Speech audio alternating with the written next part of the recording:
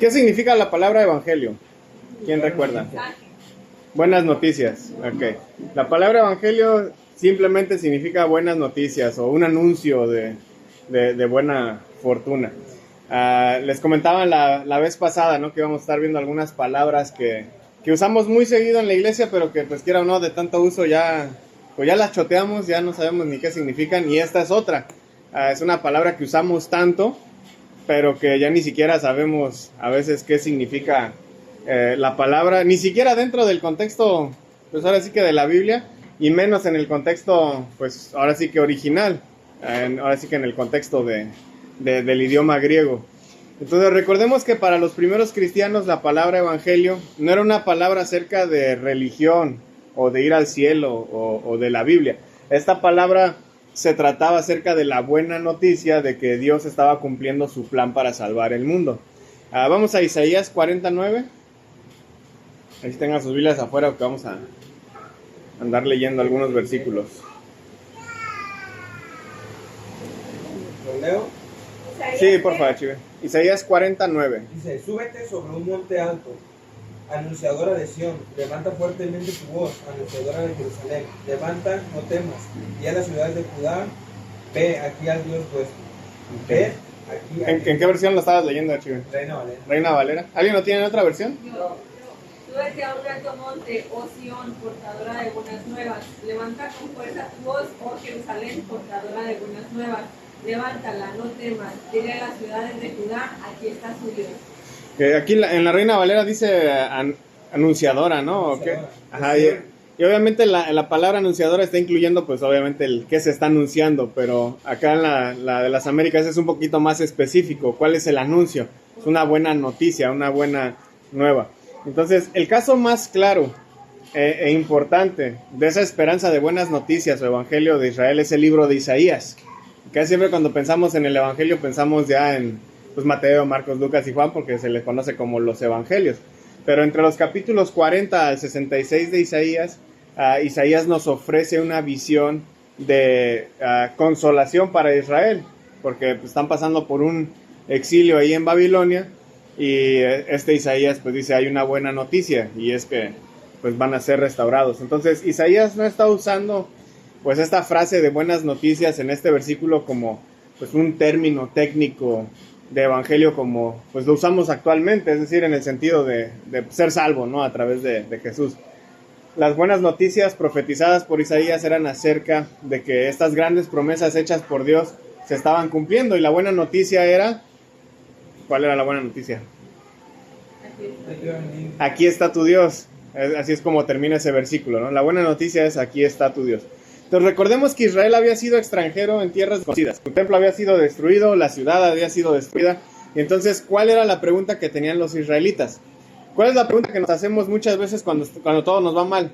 ¿Dónde está Dios? Y la buena noticia de Isaías es, aquí está tu Dios, aquí está. Isaías 52, del 7 al 10. Vamos para allá ahora. Y alguien mientras busque Romanos 10, 15, por favor. Isaías 52, 7 al 10. Sobre el monte de los pies del que trae buenas nuevas, del que anuncia la paz, del que trae las buenas nuevas de gozo, del que anuncia la salvación. Y dice, oh Sión, Dios reina. Hasta 10. Una voz, Centinelas. ¿Cómo van de las lentes, ancianos? Ya ves. una voz, tus centinelas alzan la voz, a una gritan de júbilo, porque verán con sus propios ojos cuando el Señor restaure a Sion. Prorrumpan a una en grito de júbilo, lugares despoblados de Jerusalén, porque el Señor ha consolado a su pueblo, ha redimido a Jerusalén. El Señor ha desnudado su santo rastro a la vista de todas las naciones, y todos los confines de la tierra verán la salvación de nuestro Dios. Ok. Vuelve a leer el versículo 7, por favor, Mario. Qué hermosos son sobre los montes los pies del que trae buenas nuevas, del que anuncia la paz, del que trae las buenas nuevas de gozo, del que anuncia la salvación, y dice a Sion, y Dios rey. Ok. Marlene, tú estabas buscando el de Romanos, ¿verdad? Sí. ¿Puedes leerlo, por favor? ¿Y cómo predicarán si no fueron enviados? Como está escrito, cuán hermosos son los pies de los que lucen la paz, de los que anuncian buenas nuevas. Ok, gracias. El versículo 7 lo conocemos bien porque pues Pablo lo cita aquí en su carta a los romanos. Y estamos tan acostumbrados a escuchar este versículo que nuevamente en nuestra mente asociamos evangelio con la buena noticia casi siempre de pues irte al cielo, ¿no? Y entonces lo que quiero que noten es cómo Isaías usa esta palabra, porque ese es el contexto para entender incluso lo que Pablo está diciendo al citar este versículo. Para Israel la palabra evangelio no se trataba acerca de ir al cielo o de vida después de la muerte. Tampoco se trataba de que la ira de Dios había sido apaciguada, que es una predicación muy común en los últimos 300 años gracias a un tal Jonathan Edwards. Pero para Israel se trataba de una nueva creación, de la renovación de todas las cosas, de ser restaurados. Lo que Isaías nos describe es a Dios abalanzándose sobre su pueblo, liberándolos de la esclavitud, devolviéndoles su hogar, reconstruyendo la ciudad, luchando contra sus opresores, trayendo la justicia, que habíamos visto en la última predicación. Justicia significaba corrección. Y obviamente con todo eso, pues trayendo paz a un mundo pues lleno de caos. Entonces, cuando Israel estaba bajo el gobierno de un rey persa, este rey permitió que un grupo regresara a su tierra a reconstruir la ciudad y el templo. Ciertamente Israel pensó que esto era una buena noticia. Por fin podemos regresar, ya no somos esclavos aquí. ¿Pero era la buena noticia de la que hablaba Isaías? Pues sabemos que no. Aún falta Jesús, falta una noticia todavía más importante. Pero los judíos, pues quiera o no, pues esto ya es una buena noticia, estaban celebrando ese hecho. Pero aún así sabían que faltaba algo más, faltaba algo todavía más grande.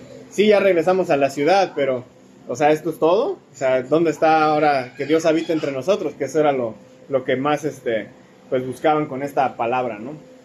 Y con esto en mente es lo que quiero que ahora sí se imaginen, por ejemplo, a Jesús o al apóstol Pablo viajando por el mundo predicando buenas noticias. Cambia mucho la perspectiva, ya no es de, pues está nada más diciéndoles, pues sí, ahorita te está yendo mal, pero algún día te vas a ir al cielo.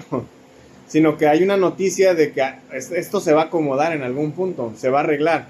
Ciertamente algunos judíos pusieron atención inmediatamente a ese mensaje, ¿no? Llegó por fin ese algo más grande que esperábamos, llegó por fin la renovación de Israel de la que habló Isaías, y lo vemos en los discípulos, ¿no? Cuando Jesús ya se va a ir, y todavía le preguntan, ¿y cuándo vas a restaurar el reino? ¿De dónde está la buena noticia cumpliéndose? Porque pues es lo que estábamos esperando. Entonces algunos así lo creyeron y siguieron a Jesús. Pero ahora piensen en esto. ¿Qué hubieran pensado un no judío al escuchar esta palabra? ¿Qué hubiera entendido un pagano, un gentil, al escuchar a Pablo decir, vine a proclamarles las buenas noticias a ustedes? Si la buena noticia se trataba de Israel regresar de ahora sí que una esclavitud de los paganos, de hecho, y regresar a su ciudad, ¿qué estaría escuchando por ejemplo, un romano? Esta palabra griega, en la cultura grecorromana, ciertamente no era una palabra técnica religiosa tampoco. Se podía referir a cualquier reporte feliz que alguien diera. Un gentil no iba a tener en mente lo que Isaías dijo, obviamente, porque pues, no están conscientes de eso, a menos que fuera un gentil que pues, estaba ahí haciendo judío, ¿no? Pero un gentil no iba a tener en mente esto. Entonces, ¿qué podían tener en mente ellos dentro de su propia cultura? En Roma, esta palabra lo que evocaba eran ideas políticas de seguridad y paz dentro del imperio. Por ejemplo, el imperio romano celebraba al emperador César Augusto, afirmando que el César se le había dado providencia divina, que se le había dado el don de liderazgo imperial. Se decía que el César era el hijo de Dios, que había traído la paz para todos los pueblos del mundo conocido. Y de hecho en una inscripción que se encontró recientemente ahí en Priene, se le nombra al César como el Salvador del mundo. Por lo que el año de su nacimiento se conmemoraba como el principio de la buena noticia. ¿Alguien vuelve a leer Marcos 1:1? Que fue con lo que iniciamos el sermón.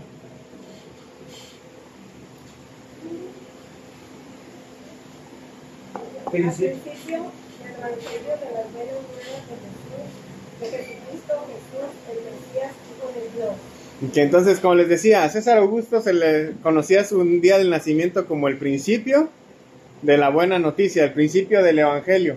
Y Marcos, ¿cómo abre su libro? El principio del Evangelio. ¿Qué estaría escuchando un romano con esta frase? Nos va a hablar de algo de César Augusto. Y de repente te introduce ¿a quién? A Jesús. Entonces, en ese contexto quiero que recuerden ese versículo de Marcos 1:1. Decía el principio de la buena noticia. ¿Pero era de la buena noticia de César? No, era la buena noticia de Jesucristo, el Mesías, el Hijo de Dios. Ahora noten también esa segunda frase, el Hijo de Dios, que era también algo que al César se decía que era, ¿no? Entonces, precisamente Marcos nos va trazando en su libro que en realidad el César no es el Hijo de Dios, que el César no es el Salvador, que el César no tiene providencia divina, que el César no es quien trae paz al mundo. ¿Quién es el que hace todo eso? Jesús. ¿Cuál era la buena noticia de Isaías? ¿Otra vez recuerdan esa? ¿Cuál era la buena noticia? Aquí está tu Dios. ¿Y quién es Jesús? Emmanuel, Dios con nosotros. Lo que Marcos nos está diciendo es lo mismo que Isaías. El principio de la buena noticia es que aquí está tu Dios encarnado. Y me gusta la palabra principio que usa Marcos. Nosotros que hemos leído y estudiado la vida de Jesús, vemos pues, todas las grandes cosas que él hizo, no solamente lo que enseñó y lo que predicó, sino los milagros. Y no me refiero solamente a las sanidades que hacía, sino también vemos resurrecciones que llegó a hacer. Pero el milagro más grande que hizo, ¿cuál fue? Que dio su vida por sus ovejas. Y digo que me gusta esta palabra principio que usa Marcos porque es una forma de decir que todo esto que van a leer acerca de Jesús es solamente el comienzo, no es todo. Y a veces como que en la iglesia nos hemos, no sé si apachurrado con esto y pensando de, bueno, pues ya Jesús ya hizo lo que tenía que hacer y pues ya el mundo sí está mejor que antes, ¿no? Pero pues sí lo vemos medio mal de todas maneras. Pero eso solamente es el inicio, todavía falta algo más, ¿no? ¿Cuál es la buena noticia de Marcos? Jesús. Jesús vino para poner en marcha el plan de Dios de rescatar y restaurar a su pueblo. Por eso Marcos conecta la idea del principio de la buena noticia con Jesús como el Mesías, como el Cristo. Los israelitas tenían la esperanza de que vendría un Mesías que iba a restaurar la nación. El Mesías no era una figura que simplemente los iba a escoltar al cielo, que es lo que hemos venido a reducir la palabra evangelio hoy en día. No, se trataba de Dios viniendo a rescatar y restaurar y establecer su reino en la tierra como en el cielo. Entonces no es sorpresa que Jesús asociara la buena noticia de Dios con el reino de Dios. ¿Alguien que lea Marcos 1:15, por favor? Diciendo, el tiempo se ha cumplido y el reino de Dios se ha acercado. Arrepentíos y creed en el Evangelio. Entonces ven cómo conecta las dos cosas. La buena noticia, el Evangelio es que el reino de Dios se ha acercado y hay que arrepentirse. Todo esto hace eco de lo que estaba hablando Isaías, un Israel restaurado, disfrutando de la presencia de Dios. Para Isaías, para Marcos, para Jesús, la buena noticia no era simplemente una condición, o sea, ser salvo y estar nada más pues, en ese estado de espiritualidad. Para ellos era un lugar. En Isaías, por ejemplo, era Sión, era un reino con un buen rey. Dice el teólogo Nijay Gupta que Marcos describe el tipo de reino que Jesús anuncia como algo unido, como algo próspero, como algo glorioso, algo lleno de poder, algo que es generoso, que es humilde, que es cuidadoso, que es atento con otros, que está lleno de amor a Dios y amor al prójimo. ¿No sería una buena noticia la llegada de un reino y una comunidad así? Por eso Jesús predica arrepentimiento y fe, o fidelidad, lealtad, en ese versículo que leyó Chive. Un reino así de glorioso no viene sin un costo. Debe uno entregarse por completo en obediencia al rey de ese reino. Y ahí es donde también hemos reducido el evangelio es que yo ya no tengo que hacer nada porque Jesús ya hizo todo por mí. Pero eso no es lo que la Biblia nos habla. O sea, Él ya hizo lo más grande, pero se requiere ahora nuestra lealtad, y la lealtad significa que voy a llevar a cabo ciertas acciones que sigan promoviendo ese reino. Entonces cuando Jesús proclama en Marcos 1:15 que el tiempo ha llegado, que un nuevo reino se ha acercado, esas son palabras peligrosas para una audiencia gentil. Esto significa guerra. Jesús está diciendo, el César no es Señor, ni Salvador, ni es Hijo de Dios. Soy yo. Entonces imagínense predicar este mensaje.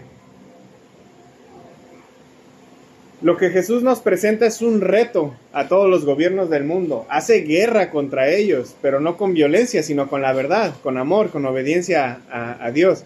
La salvación no se trata de venir y destruir a otros, sino de entregarnos por completo a Dios e incluso amar a nuestros enemigos. Viene con un costo. Pero ser parte de esas buenas noticias de ese reino de Dios también es un privilegio y es una bendición. Sabemos la verdad, sabemos cómo son las cosas. El mundo se deja engañar, vive engañado, vive en una mentira constante. Viven siempre con una esperanza de que todo se va a mejorar sin tener que hacer nada, porque pues bueno, con que elijamos tal vez a cierto gobernante ya se va a mejorar toda la situación. Pues la Biblia nos enseña que no nada más se requiere un rey bueno para que eso suceda, que en este caso es Dios. Se requiere que haya gente leal a Él, que también haga la misma cosa, que practique lo mismo. Entonces los reyes, gobernantes, presidentes, personas que en autoridad, que buscan autoexaltarse, a final de cuentas, lo único que acaban haciendo es exprimiéndole al pueblo. Eso es lo que hacen. Pero ese no es el caso de Jesús. En el caso de Jesús, Él no vino simplemente a servir y no a ser servido, sino que nos pide que imitemos el modelo que Él deja. Que así como Él sirvió y no se dejó servir usualmente, que nosotros hagamos lo mismo. Que cuando gente quiera tal vez alabarnos por algo, nosotros busquemos la forma de decir, no, pues lo que tengo pues es un don que Dios me dio, pues dale gracias a Él, si en algo te benefició mi don. Pero a veces como somos en la iglesia, ¿no? Y lo vemos, ¿no?, en muchas de las iglesias. Ah, qué padre toca ese grupo de esa iglesia, y los alabamos por el talento que tienen. Pero ¿quién les dio el talento? Entonces a veces redirigimos las cosas hacia la creación antes que al creador, ¿no? Marcos 8:34 dice que si alguien quiere venir conmigo, niéguese a sí mismo, tome su cruz y sígame. La buena noticia del reino de Dios que predicó Jesús llega a su clímax con su muerte y su resurrección. El reino de Dios es un reino de resurrección. La muerte no puede simplemente hacerse a un lado. Parte de las malas noticias, tanto para Jesús como para nosotros, es que seremos traicionados, que vamos a sufrir, que vamos a morir. Pero la buena noticia es que esas cosas no tienen la última palabra. La última palabra la tiene Dios, la vida en abundancia. Entonces el Evangelio de Jesús, el Mesías, el Hijo de Dios, que Marcos nos ayuda a ver, esa palabra Evangelio no es una fórmula teológica para la salvación, no es un mapa para ir al cielo.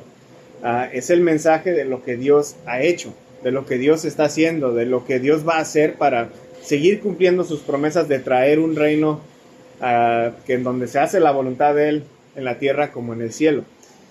Es un reino donde Jesús está como Señor y Mesías y nadie más.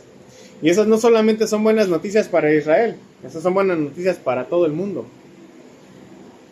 Les mencioné anteriormente que lo que Isaías nos describe como evangelio es a Dios abalanzándose sobre su pueblo, liberándolos de la esclavitud, devolviéndoles su hogar y reconstruyendo la ciudad, como una palabra que nos describe a Dios luchando contra los opresores de su pueblo, trayendo la justicia o la corrección y la paz a un mundo caótico.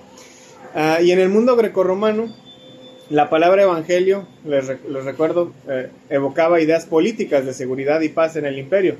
Entonces, esto es lo que tenemos que tener en mente cuando hablamos de esta palabra evangelio. Todo eso es lo que significaba para la gente que estaba escuchando, a gente como Jesús y a gente como Pablo. En el Edén nosotros teníamos un hogar con Dios, pero fuimos expulsados a causa de nuestro pecado. Nos hicimos esclavos del pecado. Ahora somos extranjeros en tierras desconocidas. Necesitamos un Salvador. La buena noticia o el evangelio es que aquí está tu Dios.